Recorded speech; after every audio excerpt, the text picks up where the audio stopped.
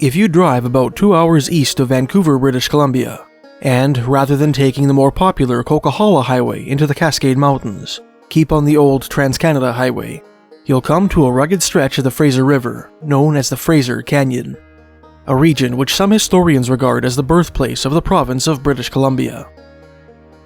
Back in 1858, when most of BC was part of a Hudson's Bay Company district called New Caledonia, this narrow passage through the coast mountains was invaded by hordes of Californian prospectors drawn by news of a gold strike made at the confluence of the Fraser and Thompson rivers.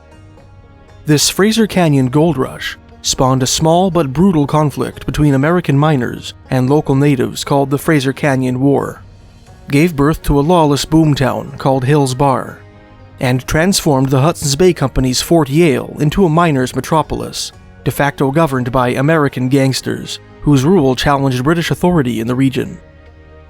With the HBC having recently relinquished its so-called Columbia District, which encompassed much of what is now Washington and Oregon, to the United States as the resolution to the so-called Oregon Question, and painfully aware of the rising popularity of Manifest Destiny, the philosophy that the United States was destined to expand throughout all of North America, the British government knew that it had to affirm its sovereignty in the Fraser Canyon if it hoped to prevent its falling into the hands of the United States. On August 2, 1858, the British government officially declared New Caledonia a crown colony, and dispatched a contingent of the Royal Engineers to the Fraser Canyon to establish British law and order. On the recommendation of Queen Victoria herself, this new district was dubbed the Colony of British Columbia. Long before prospectors dipped their pans into its gold-bearing bed, before even Northwest Company explorer Simon Fraser, for whom the Fraser River was named, first braved its treacherous waters in 1808, the Fraser Canyon was the domain of two different First Nations. Most of the canyon, from its head at Lytton, BC, through the ancient southerly village of Spuzzum, is the traditional territory of the Nlaka'pamux, or Thompson Indians, an interior Salish people. The canyon's southern end, from the ghost town of Yale to its southern terminus at Hope, BC, is the historic homeland of the Tait Indians, a coast Salish people. Although none of the Fraser Canyon stampeders, of which this author is aware, made any mention of the fact in their letters and memoirs, both of these First Nations firmly believed in the existence of wild giants, whom they claimed lived in the mountains just beyond the canyon's walls. Anthropologists have divided the Thompson Indians into two general divisions: the northerly Upper Thompsons, who controlled the arid Stein Valley and the spectacular Thompson Canyon, and the southerly Lower Thompsons, who dominated much of the Fraser Canyon and the northern Cascade Mountains. The only section of the Fraser Canyon in Upper Thompson territory is that which surrounds Lytton, BC, a village located at the confluence of the Fraser and Thompson rivers, where the gold that launched the Fraser Canyon Rush was first discovered, which tragically burned to the ground on June 30th, 2021, at the height of a severe heatwave. A short video of Lytton, which this author shot in the spring of 2021, may constitute some of the last surviving footage of the village, before it was destroyed by fire. As is the case with most interior Salish folklore, one of the best sources on the Thompson Indian giant tradition is the work of the prolific James Alexander Teit, a Scottish immigrant and Canadian anthropologist who lived among the Thompson in the late 19th and early 20th centuries, working under the direction of his friend and colleague, the famous German-American anthropologist Franz Boas. Teit fell in love with the Thompson people, and on March 15, 1904, married a Thompson woman named Lonnie Josephine Josie Morins, with whom he had 6 children. In his 1900 ethnological treatise on the Nlaka'pamux, published in Volume 2 of the Memoirs of the American Museum of Natural History, Teit wrote that the Upper Thompsons believed that giants about 30 feet tall inhabited the territory of their easterly Okanagan neighbors, and were quite numerous in their own territory until the 1850s and 60s, around the time of the Fraser Canyon gold rush. These huge people clad themselves in bearskins and hunted large game by running them down and strangling them. They made their homes in cliffside caves difficult for men to reach. Every once in a while, they descended from their alpine abodes to steal fish from the Indians, often snatching their Piscean plunder right from under the Thompsons' noses. Somehow, the giants had the ability to overwhelm native fishermen with drowsiness, which power they exercise before helping themselves to their catch. They can be recognized at a great distance by their strong and disagreeable odor, Tait wrote, and even their tracks, and branches of trees which they have touched while passing, smell for a long time after they have gone by. The lower Thompson Indians had a slightly different conception of their neighborhood giants than their upper Thompson cousins. They claimed that, while such creatures did not live in their own country, they often visited it, making their way into the North Cascades and the Fraser Canyon from either the interior plateau to the east or from the territory of the upper Thompsons to the north. They dress in bear or dog skins, Tait's upper Thompson informants told him. Some wear long black robes, while others again go almost naked. Sometimes they chase or steal people. They're not known to have any weapons. A clue as to the giant's physical appearance appears in Tait's 1895 article, The Salish Tribes of the Western Plateaus, published in the annual report of the Bureau of American Ethnology to the Secretary of the Smithsonian Institution. Thompson men who claimed to have seen or dreamed of giants sometimes painted themselves in their likeness. Mixing charcoal with grease, the painter would stain his forehead and nose black, and add a horizontal black bar beneath each eye and below the mouth. Next, he used red ochre to paint the rest of his face red. The red on the face, Tait explained, was probably either the nature of an offering, or was protective for the purpose of counteracting the large amounts of black used, or to prevent harm accruing to the person who dreamed of giants. After coloring his face, the native cosmetologist would paint most of his body black, leaving only his upper chest, a small section on both shoulders, and his thighs bare. The paint was supposed to symbolize bearskin leggings, bearskin sleeves, and a bearskin shirt, held up by straps over the shoulders, which the natives believed the giants wore.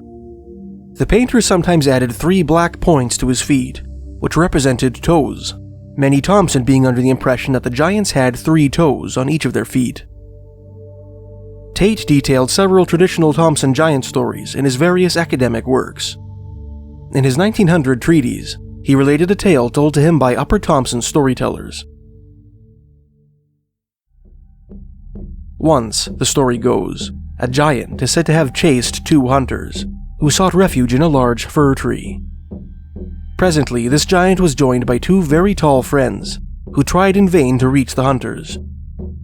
The latter shot at the giants, who caught the arrows in their hands and broke them. After a while, one of the giants discovered that he had lost his dogskin apron and seemed very much concerned about it. They all concluded to go in search of it and left the hunters, who then came down from the tree and went home.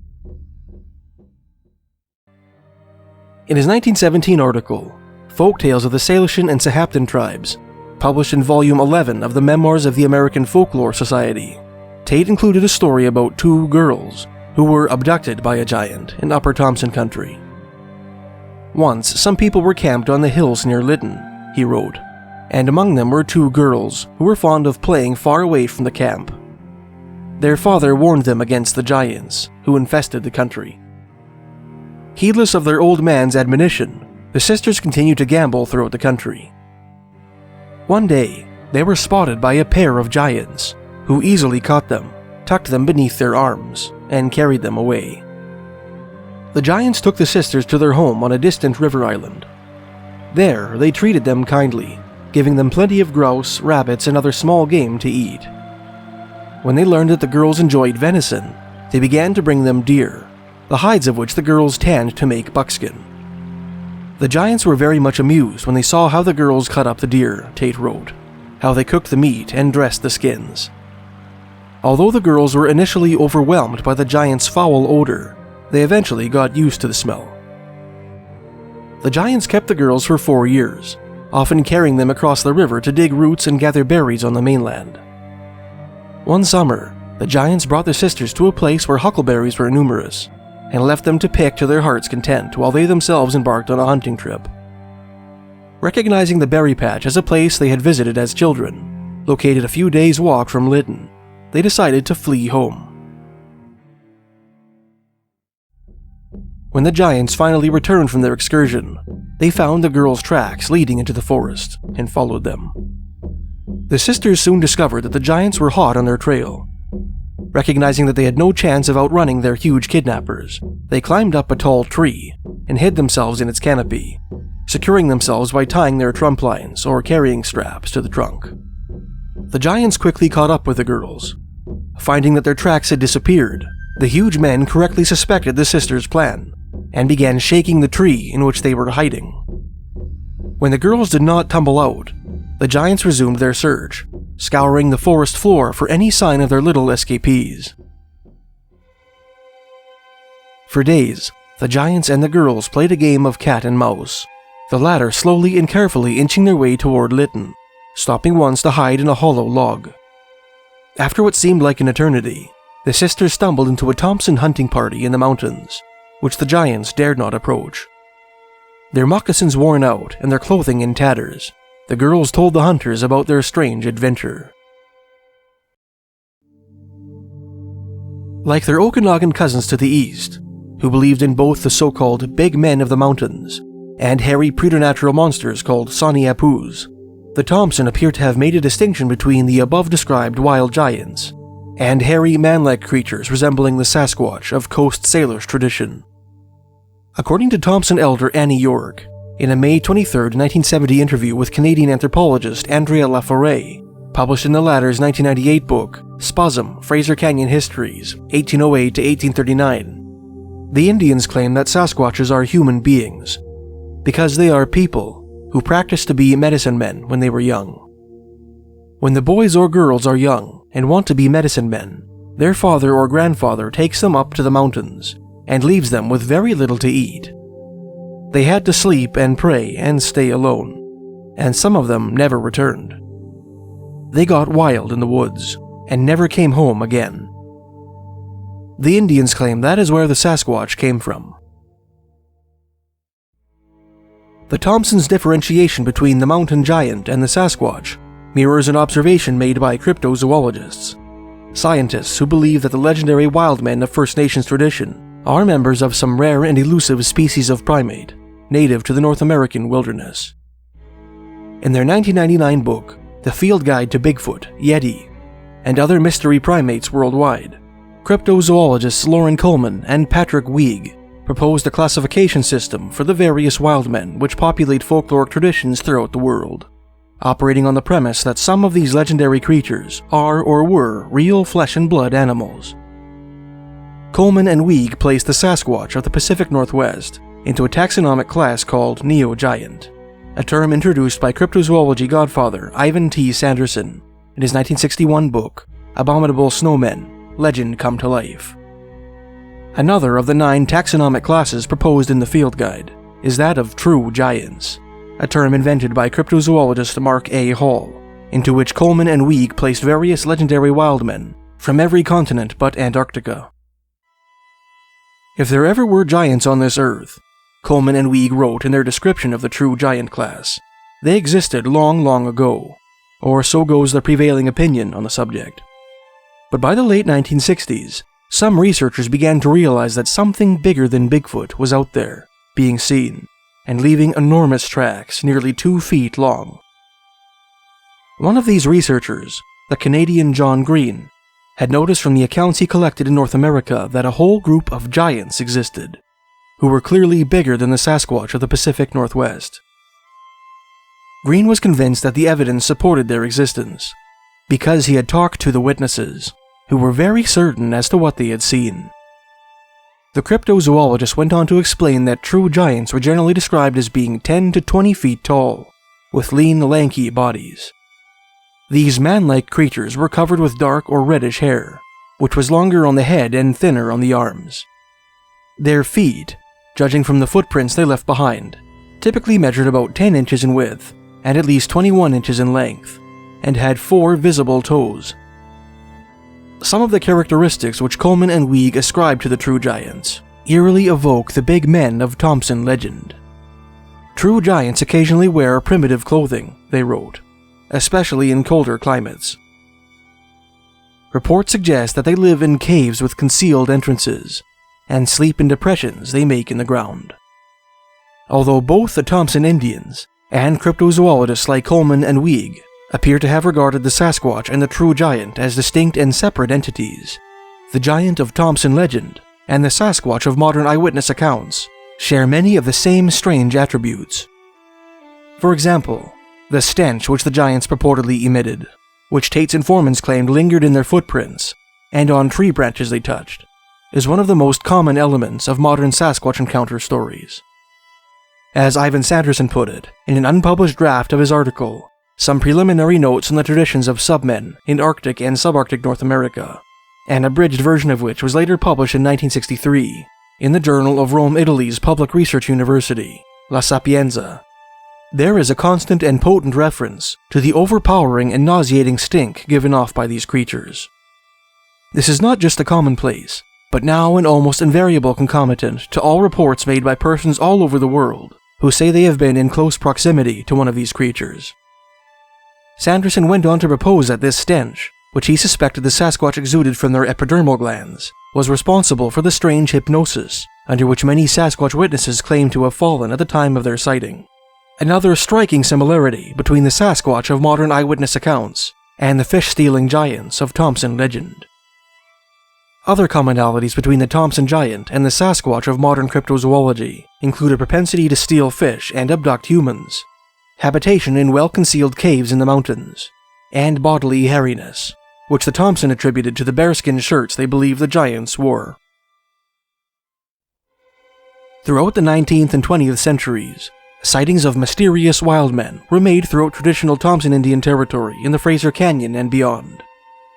The aforementioned Thompson elder Annie York described one such encounter in an article in the February 4th, 1959 issue of the Chilliwack Progress, which cryptozoologist Chad Arment included in his 2019 book, The Historical Bigfoot. Sometime in the latter half of the 19th century, York's story goes, a Thompson elder named Chief Dick went on a hunting trip in the mountains east of Spuzzum. He followed a nameless creek to its source, a small horseshoe-shaped lake in a heavily timbered area not far from a mountain ridge. While plodding silently through the gloomy forest on the lake's shore, musket at the ready, he saw a large man-like creature rear up from the lakeside foliage. Chief Dick's eyesight was unfailing, York wrote, and his nerves were solid as a boulder, and he wasn't a man given to imagination.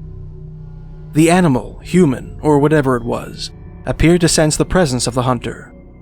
This did little to pacify his fears, and for full minutes, Chief Dick prayed and pondered whether to retreat or shoot.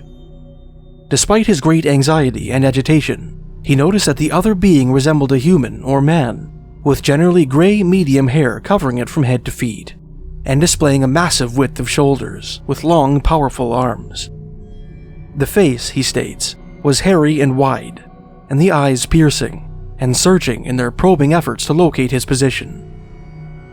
A slight movement on the part of the hunter climaxed the suspense, and as Chief Dick watched as he had never before, the great creature faded silently from sight and was soon lost among the shadows of the timber. Old Chief Dick returned to Spuzzum and related his adventure to his friends and relatives. The following day, he and several armed companions returned to the scene of his sighting to investigate. On arrival at the Mystery Lake, York wrote, Chief Dick and his companions found human-like footprints on the water's edge, which they said appeared to be half again as long as their own. The old people, York concluded, made no claim to any unnatural or dramatic happenings out of their experiences, having for many years gained the ability to detect all mountain beasts for what they were on sight. They made simple and straightforward statements without fear or criticism. They furthermore had no desire to discuss these events with outsiders, and to a certain extent, attached some reverence and respect for what they never quite understood.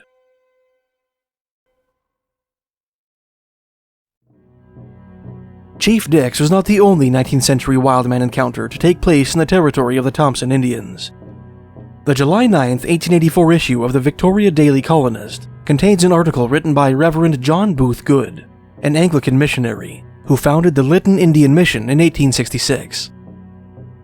Writing from his new Vancouver Island residence, the rectory of an Anglican church in Nanaimo, Good revealed that members of his Thompson Indian flock had several run-ins with mountain-dwelling wildmen during his Fraser Canyon tenure from 1866 to 1882.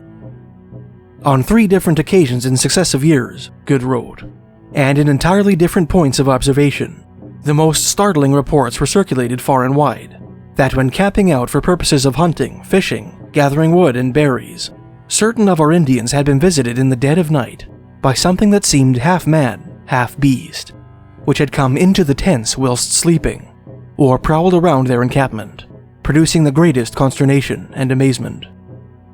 The idea prevailed that certain wild men of the woods were at large in the less frequented parts of the country, and were exceedingly dangerous, and might one day invade the settlements.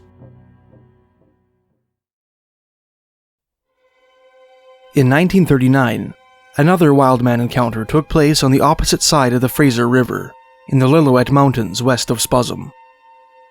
According to the aforementioned Sasquatch researcher John Green, in his 1973 book, The Sasquatch File, a man named Burn Yeomans, who hailed from the village of Duroche, British Columbia, just northwest of the city of Chilliwack, saw something unusual while hunting with a partner in the mountains between Spuzzum and Harrison Lake. Upon ascending a ridge and looking down into the valley below, Yeomans and his companion saw a group of dark-colored creatures running about and wrestling. They frequently threw each other to the ground, Yeomans told Green, but always got right up again on 2 legs, never went on all 4s. The year 1969 saw a flurry of wildman reports in the traditional territory of the Upper Thompsons. The first of these took place near the city of Merritt, BC, located about 34 miles east of the Fraser Canyon, at the confluence of the Coldwater and Nicola rivers, the latter being a major tributary of the Thompson. Green included this report in his 1970 book, Year of the Sasquatch, and his 1973 books, On the Track of Sasquatch and The Sasquatch File. On May 18, 1969, several Army cadets under the command of one David Ludlam spotted a large hairy man loitering around their campground at Lily Lake, about 7 miles southwest of Merritt. While participating in a drill in broad daylight, one 14-year-old cadet reported seeing a large hairy man in the woods, which he estimated to be about 10 feet tall. At dusk, while marching back to camp, several more cadets saw the same creature, walking parallel to them through the forest. Later that night, while the cadets sat around a campfire, the beam of an errant flashlight lit upon their mysterious camp follower, who stood silent in the forest, watching them from the darkness, just beyond the reach of the firelight. David Ludlam, who told Green the story, also claimed that, 4 months after the cadets' sightings, in September 1969, an anonymous informant told him that he saw a white Sasquatch near Merritt. Roughly 2 months after the second Merritt sighting, a man named Ivan Wally had his own strange experience in the breathtaking Thompson Canyon, just east of Lytton. On the night of November 20th, wrote John Green in both Year of the Sasquatch and On the Track of Sasquatch, at about 10 o'clock p.m., Ivan Wally of Vancouver, BC, was driving on the Trans-Canada Highway above the Thompson River, about 3 miles east of Lytton. As he was going up a hill, he saw a creature on the road ahead. It was about 7 feet tall, with long legs, and weighed 300 to 400 pounds. It was covered with short gray-brown hair. Mr. Wally's dog, riding with him in the cab of the pickup, just about went crazy, and the creature loped off the road on its long legs. Mr. Wally turned his truck around and drove back to Lytton, where he reported the incident to the Royal Canadian Mounted Police. John Green subsequently obtained an incident report from the RCMP, written by Officer M.E. Jerry Pringle, which inaccurately placed Wally's encounter 5 miles north of Lytton, on the Trans-Canada Highway, near the Ski Hiss Provincial Park campground. The campground in question is actually located 6 miles east of Lytton. On the subject of Wally's sighting, the report reads, "Its legs were quite long, and it had enormous muscular arms. The face was similar to that of a wizened old man." The Mounties were impressed by Wally's apparent sincerity, and the undeniable agitation of his dog, which, according to the report, practically tore the cab of the truck apart trying to get out upon seeing the wild man, and was still very excited on arrival of our member, They searched the site of the encounter on the night of the incident and on the following day, but were unable to find any footprints in the roadside gravel. Green referenced Wally's sighting later on in Year of the Sasquatch, but curiously dated his experience to November 22nd, 1969, rather than November 20th. The southernmost end of the Fraser Canyon, from a few miles south of Spuzzum to the town of Hope, British Columbia, is the traditional territory of the Tait Indians, a Coast Salish people.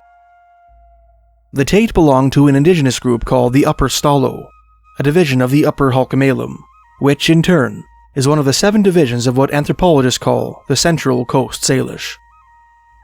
Like their Thompson neighbors to the north, and all their Coast Salish cousins to the west, the Stalo have a strong wild man tradition, which Canadian archaeologist and anthropologist Wilson Duff described in his 1952 article, The Upper Stalo Indians of the Fraser Valley, British Columbia.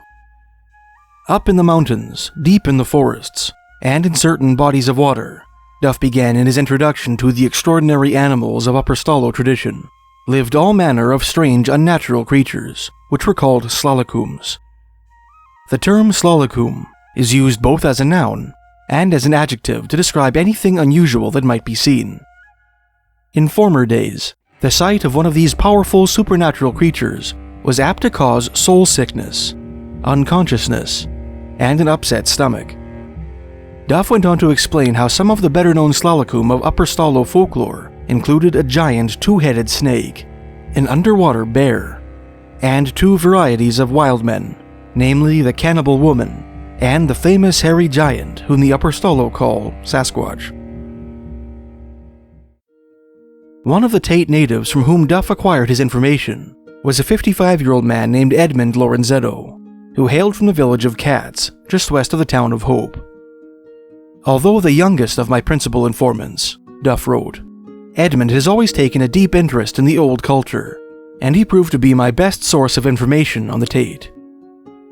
A gentle, patient, and reflective man, Edmund embodies many of the most attractive attitudes of the old culture: pacifism, generosity, respect for age. Lorenzetto told Duff that the Tait referred to the Cannibal woman of the woods, one of the 2 varieties of wild men in which his people believed, as Ohia. His description of her strongly evokes the Zunaqua, the so-called basket ogress of Vancouver Island mythology, as well as the antagonist of a traditional interior Salish story, typically portrayed as a monstrous female owl. According to Lorenzetto, the Ohia was a short, stout woman who ate children. When approaching her prey, she affected a maternal demeanor, soothing her victims by affectionately calling them her grandchildren, and telling them that if they closed their eyes, she would give them a surprise. When she came within reach, she would snatch the children, smear wood tar over their eyes, throw them in a basket, and take them home to eat. The most famous Nlaka'pamux, however, wrote Duff in his piece, was the hairy giant or Sasquatch. This one has been repeatedly seen in recent years, and has become well known locally among Indians and whites alike. Sasquatches are usually seen singly. They are described as men, covered with dark fur, more than 8 feet tall, who leave footprints about 20 inches long. Duff then proceeded to reproduce a Sasquatch story told to him by Edmund Lorenzetto's wife, the daughter of a Tait Indian nobleman and a high-born woman from the Lummi tribe, whose members once ruled the islands off Washington's Puget Sound. One day, Mrs. Lorenzetto began, the women of American Bar, a few miles above Hope, were out picking berries in the hills. One of them disappeared. The hunters found big tracks and followed them up the mountain until they disappeared. Then they had to give up, saying, the Nlaka'pamux got her. A couple of years later, the same thing happened. My friend's grandmother was taken away by a Sasquatch.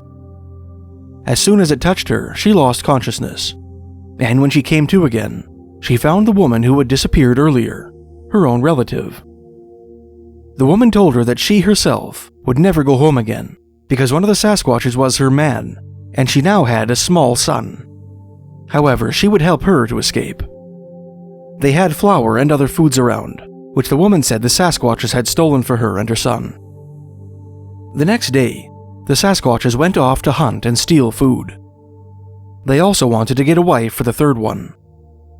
The women prepared a lot of bread, and the other woman led my friend's grandmother partway home. When she got to the creek at American Bar, my friend's grandmother caught sight of some of her people, who were still out looking for her. She went unconscious because she had been with the Sasquatches and wasn't like a person anymore. The people found her and took her home. She couldn't speak their language anymore, and hair had started to grow all over her body. They got some Indian doctors to work on her, and after a long time, she became normal again. Many years later, the American Bar people heard a loud yelling at the same creek. They went there and saw 3 Sasquatches yelling. The woman tried to talk with them, but she couldn't remember their language, so they never found out why they had come. They thought maybe the woman had died, or that one of the Sasquatches was her son. My friend always tells my husband and the other hunters never to shoot the giants, because they might be her relations. James Teit, whose name has no connection with that of the Tait Indians, described a traditional Thompson giant story set in Tait country in his 1917 article. This tale takes place on Union Bar, a gold-bearing sandbar in the Fraser Canyon, about 4 kilometers north of Hope. Once a giant came to Union Bar, Tait wrote. The people there were living in a large wooden house. The giant leaned his back against the side of the house and shook it violently. Some men ran out to see what was the matter, and saw a man who was exceedingly tall. The people were afraid, but he did not harm them. In a footnote, Tait wrote that the natives called this giant Sasquatch or Slalakam. In the process of creating this series, this author discovered that classic Canadian Sasquatch stories typically fall into one of 2 categories: native legends, detailed in the works of 19th and 20th century anthropologists, and eyewitness accounts, collected by pioneering Sasquatch researchers like J.W. Burns, John Green, Ivan Sanderson, and Peter Byrne. The former are typically set in mythical prehistory, or in the early to mid-1800s, when the only non-natives in British Columbia were Scottish, French-Canadian, and Hawaiian Fur Company employees, who manned far-flung outposts and guided canoes up and down the waterways of New Caledonia. Classic eyewitness reports, by contrast, are usually set in the 20th century or the late 1900s, almost never overlapping with their older native counterparts. There is one remarkable story from the lower Fraser Canyon, however, which defies this general pattern, featuring prominently and repeatedly in both anthropological essays and classic Sasquatch books. This story is the controversial tale of Jacko, the gorilla of British Columbia. In his 1978 book, Sasquatch: The Apes Among Us, John Green designated the Jacko story one of the 3 classic cases in the field of Sasquatch investigation, the other 2 being the story of Ape Canyon and the abduction of Albert Ostman. Jacko has been around the longest, he wrote, and has suffered the most from modern inquiry, although he has also picked up a certain amount of supporting testimony. So long after the event or non-event, it will certainly never be possible to settle the status of the story beyond dispute. Green proceeded to reproduce a now infamous account of the event, which appeared in the July 4th, 1884 issue of the Victoria Daily Colonist. At the time the story aired, the western half of the Canadian Pacific Railway, or CPR, Canada's very first transcontinental railroad, was being built across British Columbia's interior plateau. Under the direction of American construction contractor Andrew Onderdonk, thousands of underpaid and malnourished Chinese coolies had spent the previous 2 years blasting tunnels through the cliffs of the Fraser Canyon, and had laid the last of the canyon's railroad ties at Lytton no more than half a year prior. Ever since, CPR trains laden with freight, passengers, and mail made regular trips between Lytton and the west coast, connecting the railway camps of the western interior with the outside world. According to the article in the Victoria Daily Colonist, on Monday, June 30th, 1884, a Canadian Pacific Railway train was making one of its routine trips from Lytton when engineer Ned Austin came upon an alarming sight. Upon approaching the CPR's 4th Fraser Canyon Tunnel, located about 20 miles north of the town of Hope, Austin spotted what he thought was a man lying on the ground a short distance from the tracks. Eager to avoid an accident, Austin blew the train's whistle and applied the brakes, bringing the locomotive to a complete stop. At that moment, the sleeping figure sprang to his feet, uttered a sharp, quick bark, and began to ascend the precipitous section of canyon wall through which Tunnel 4 runs. Since the train was running ahead of schedule, conductor R.J. Craig decided to chase the figure, whom he presumed was a native who had gone mad. He was accompanied by his baggageman and brakeman, as well as one Mr. Costerton, an employee of the British Columbia Express Company, which had delivered freight passengers and mail through the Fraser Canyon by stagecoach since the 1860s. After 5 minutes of perilous climbing, the article contended, the then supposed demented Indian was corralled on a projecting shelf of rock where he could neither ascend or descend.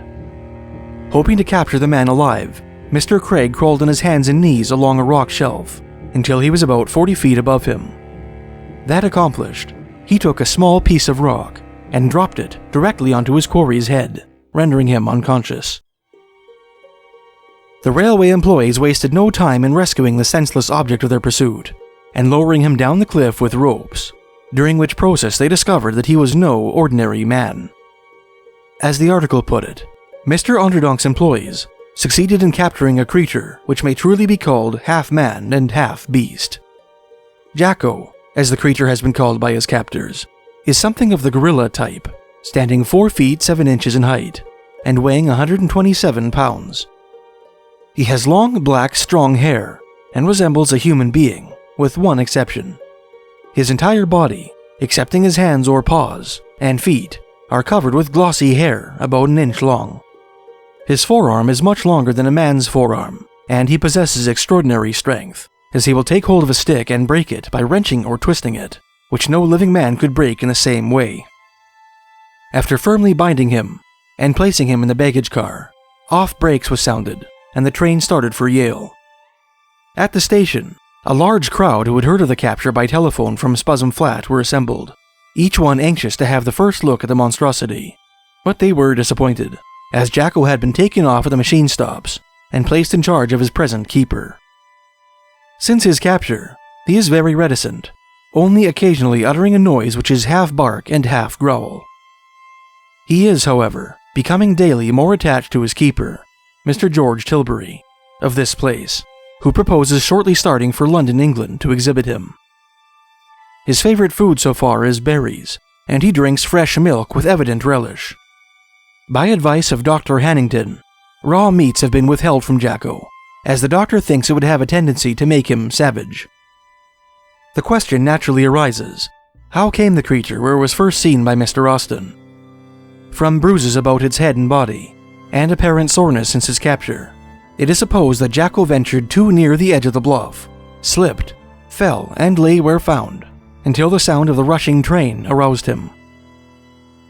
The article went on to state that Messrs. Thompson White, C.E. Gowan, and Major, who ran a small store about a half-mile west of the tunnel for the previous 2 years, informed the press that railway navvies had told them stories about a strange creature seen between 2 particular work camps in the Fraser Canyon.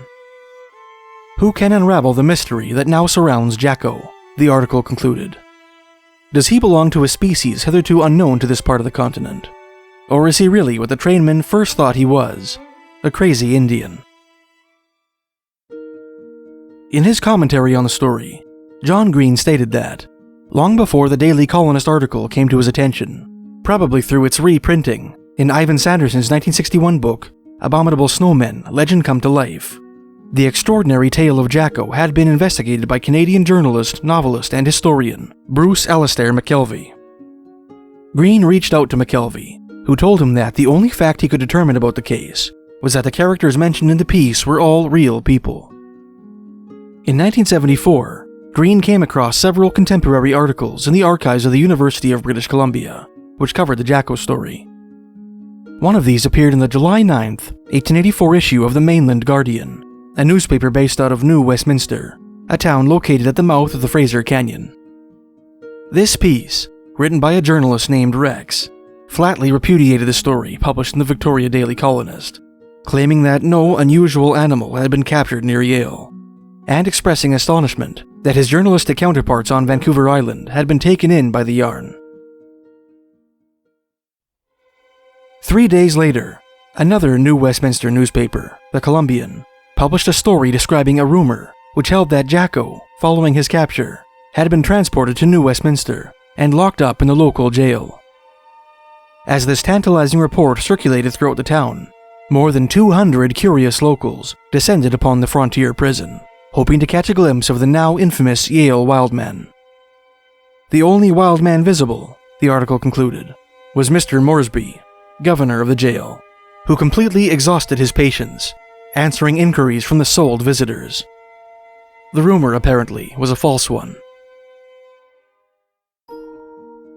Chad Arment included several more contemporary newspaper articles on the Jacko story in his 2019 book, The Historical Bigfoot. One of these was published in the July 12, 1884 issue of the Gazette, a paper based out of Port Moody, British Columbia, just north of New Westminster. This piece lambasted the Victoria newspaper for printing the original Jacko story, dismissing it as a low, practical joke, and excoriated it for a line in its July 6, 1884 issue, under a local gossip column, which held that Jacko had been brought to Victoria and was being kept at the post office. Does the editor of The Colonist, the article concluded, suppose that the readers of that journal are all gorillas? It appears that rants suit him better than reason. A newspaper edited by a lunatic would circulate in the capital as fast as a scandalous report. The taste of a modern editor is not a good taste, but he must please the palate of the uneducated. An article in the August 23, 1884 issue of New Westminster's The British Columbian stated that one of its own correspondents from Chilliwack, BC, wrote the paper a letter stating that Jacko had been brought to the town of Centersville in northern British Columbia, where he was to be exhibited to the public. "We suppose there is a good point in this joke," the article remarked sarcastically, "but we are really not able to discover it, and are afraid our readers might be equally unfortunate." Taken together, the three contemporary articles on the Jacko story paint the picture of mischievous railway employees who played a clever prank on the populace of the Fraser Valley, or perhaps of a fun-loving Yale-based correspondent of the Victoria Daily Chronicle, who concocted the story out of whole cloth, perhaps in a desperate attempt to drive newspaper sales, in the hope of making fools out of his employers, or simply as a means of generating some fun and excitement in his own sleepy corner of British Columbia, recently bereft of the railroad camps that had brought it so much commerce and commotion in seasons past. As John Green succinctly put it, the sum total of contemporary evidence doesn't look good for Jacko. Today, dismissal of the Jacko story as a harmless prank seems to be the prevailing position in the cyber world, the story even appearing under the headline Jacko Hoax on that arbiter of internet truth, Wikipedia. Despite the claims of the Mainland Guardian and the Columbian, there were many contemporary residents of the Fraser Valley and the Fraser Canyon who firmly believed in Jacko's existence. One of these was an elderly Tait Indian man named August Castle, who had lived in Yale his whole life, and had been a teenager at the time Jacko was supposedly caught near his hometown. Castle told Green that he recalled the excitement that followed the creature's capture, but admitted that he never actually saw the wild man, as it was in the possession of a white man. Another Yale resident who appears to have believed in Jacko's existence was James Zacchaeus Choate, a building and bridges engineer for the Canadian Pacific Railway, who later served as a circuit judge for the county court at Yale.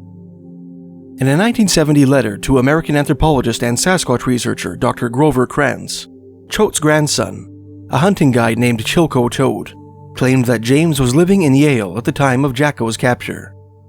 "He was there when this ape was brought in and kept at Yale," he explained. Ape was the word my dad says his dad called the captive. The ape was kept in Yale until the owner loaded it, crated, onto a train heading east. The story goes that he was taking it to London, England, to set up a sideshow with it and make his fortune. That was the end of the story, as nobody heard of either of them again. It was either my grandfather's opinion or my dad's opinion that the ape must have died on the trip and was probably disposed of in any way possible. Personally, I would imagine it probably died at sea and would have simply been thrown overboard. It must be mentioned that there are several potential holes in Choate's story, which cast doubt upon its veracity. or at least upon Choate's memory of his grandfather's tale. Specifically, the Canadian Pacific Railway was not completed until November 1885, precluding any possibility of Jacko's having been transported east by train. There is also some evidence which seems to indicate that James Zacchaeus Choate was probably not living in Yale at the time of Jacko's capture. Although a discussion of that evidence is beyond the scope of this piece, this author would invite any researcher interested in exploring the topic to compare the contents of Choate's letter with that of amateur historian Dennis Nelson's unpublished 1927 manuscript, Place Names of the Delta of the Fraser River, which can be found in the Provincial Archives of BC. A third contemporary Yale resident, who recalled the local furor which accompanied Jacko's alleged capture, was Adela Baston, who was a young girl in 1884.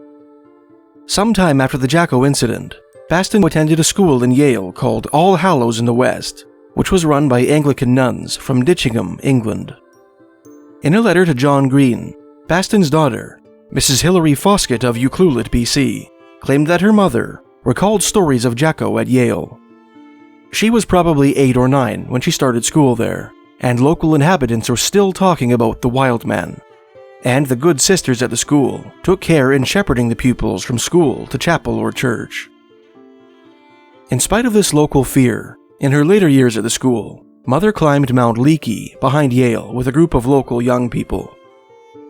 In his 1961 book, Abominable Snowmen, Legend Come to Life, Ivan Sanderson stated that a reporter in 1946 interviewed an old gentleman in Lytton, BC, who remembered having seen Jacko. Unfortunately, Sanderson failed to specify the name of the reporter, the paper for which he worked, and the identity of the elderly Lytton gentleman. And in the historical Bigfoot, Chad Arman mentioned a story evoking the Jacko saga, presented by Canadian journalist Larry Stanwood in a piece for the Victoria Daily Times. According to Stanwood, the famous Squamish chief and medicine man, August Jack Catsalano, told Sasquatch researcher René de Hinden that he had seen a 9-foot-tall female Sasquatch, which had been captured sometime in the 1880s. Chief Catsalano allegedly told de Hinden that the creature was caged and exhibited for 10 cents a peek in New Westminster, before being transferred to Victoria for exhibition. In that island capital of British Columbia, the Sasquatch starved to death, refusing to eat the food her captors brought her. As mentioned, the Jacko story, unlike most of the reports detailed in classic Bigfoot literature, is also referenced in formal academic works on First Nations history and culture. The informants from whom such references derive all seem to have thoroughly believed in Jacko's existence and offered straightforward explanations as to the fate of that mysterious wild man from Yale. For example, Edmund Lorenzetto's neighbor and stepfather, an octogenarian of both Teit and Vancouver Musqueam descent, told Wilson Duff that Jacko was really a female Ohia, one of the cannibal women of Teit tradition. She lived in a very smelly cave above Yale, he said. Some say that white men came with a big iron cage and caught her. There was a picture of her in a cage in the newspapers about 15 years ago, in other words in the mid-1930s. At least the old people said it was her. In her May 23, 1970 interview with Andrea Laforêt, Annie York told her own version of the Jacko story, which differs slightly from that recounted in Victoria's Daily British Colonist. She recalled that a Lower Thompson chief named Pellick, whom James Tait's informants described as a great prophet and medicine man, was the most prominent native in the Fraser Valley at the time of the incident. When the CPR was laying its track through this area, she said, there was a construction camp at a long tunnel above Spuzzum. The contractors who lived in the camp used to miss a lot of their stuff from the outside meat house. 2 cowboys had an idea about what to do. They took some long rope, the 2 of them, and they stayed up all night to watch this meat house. Along came a Sasquatch to the meat house to take the food away. So there, the cowboys thought to themselves, that's the chance for us to catch that monster that's been taking our food away. So they lassoed him, and of course when they lassoed him, they had the string around his neck. Then he jumped, and he snapped his neck and died. One of the Indians above the tunnel there, from the reservation, came along and saw these whites looking at this monster lying on his back. The man came all the way down from there to Spuzzum to the chief, and told the chief what had happened to the monster, which the Indians call Sasquatch. So the chief called together his retainers, his warriors. He put his robe on. His robe is made of weasel, and his banners were made of buckskin, with beautiful pictures on them. He took these things, and went with his warriors to the construction camp. When he got there, his interpreter asked what they had done with the Sasquatch. "Oh well," said one of the men, "we'll do something about it. We'll bury it." The chief insisted he would claim the body, because the Indians have always reverenced these Sasquatches. The Indians claim the Sasquatch is a human being, and they always claim the body, and they bury it, or put it on a scaffold, if they have that kind of system. So finally these men gave up, and they gave him the body. He took the body all the way from the tunnel right down to Spuzzum. He gave it a blessing and buried it as a human being. Whatever truth lies behind the Jacko story, wildman sightings continue to take place in the lower Fraser Canyon throughout the 20th century. The best documented of these is the report of Stanley Hunt, an auctioneer from the Okanagan city of Vernon, British Columbia, who claimed to have come across a weird sight just south of Yale. On the morning of Friday, May 4th, 1956, while driving on the Trans-Canada Highway near the community of Flood, BC, Hunt spotted two strange figures up ahead, one of them standing in the ditch, and the other in the process of crossing the street. According to an article in the May 9th, 1956 issue of the Chilliwack Progress, which appears in the historical Bigfoot, both creatures were about 7 feet tall and had gray complexions, which reminded Hunt of the color of a horse. They were covered with thin hair, which Hunt described as being not matted like an animal. Although the article stated that the creatures walked like a bear, another passage clarified that the figure which crossed the road did so walking upright. But the creatures weren't stocky like a bear, the article explained. Gangly was the adjective he used. Mr. Hunt didn't stop to investigate further, but continued on his trip to Vancouver. The details of Stanley Hunt's encounter differ in various retellings of the story, which appear in classic Bigfoot books. In Abominable Snowmen, Legend Come to Life, Ivan Sanderson stated, probably erroneously, that Hunt's experience took place at night, and on May 17, 1957, more than a week after the story was published in the Chilliwack Progress. By contrast, John Green, in the Sasquatch File, claimed that Hunt told him personally that his sighting occurred very early in the morning. The last lower Fraser Canyon Sasquatch story to appear in classic Bigfoot literature is that furnished by Mrs. Eileen Yerxa of Hope, British Columbia. In the Sasquatch File, John Green stated that Yerxa wrote him a letter in which she claimed that 14-inch long tracks, with a stride of 30 to 36 inches, were found in deep snow about 14 miles east of Hope. Several local men attempted to follow the tracks without snowshoes, but sank so deep in the snow that they had to be helped out by their companions. In the next video in this series, we'll take a look at classic Sasquatch stories from the North Cascade Mountains, south of the Fraser Canyon.